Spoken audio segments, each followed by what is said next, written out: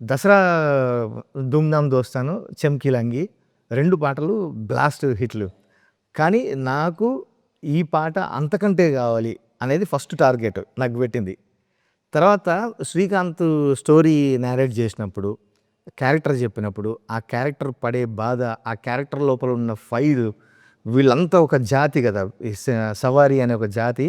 వీళ్ళ స్ట్రగుల్స్ అది ఎట్లా ఉండాలంటే ఒక భాషతోని భయపెట్టాలి వాని విలన్ని. ఒక పదంతోనే అసలు భయపెట్టాలి. అవన్నీ టార్గెట్ నాకు ఇచ్చినప్పుడు, అప్పుడు నాకొచ్చిన థాట్స్ ఇవి. అందుకని అసలు స్టార్ట్ జేయడమే మనం మామూలుగా తెలంగాణ ఇప్పుడు ఈ పాట గురించి గూడా ఒక మాట జెప్పాలి.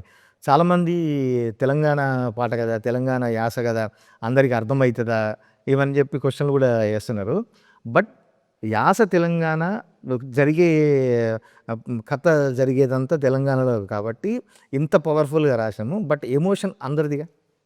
అన్ని ప్రాంతాల్లో సేమ్ ఎమోషన్ గదా! ఒక అణచబడినప్పుడు ఒకడు మన మీద దౌర్జన్యం జేస్తుండు, మనను వాడు తొక్కి పెడుతున్నాడన్నప్పుడు మనం బ్లాస్ట్ అయితే ఆ ఎమోషన్ అన్ని ప్రాంతాల్లో ఒకటే.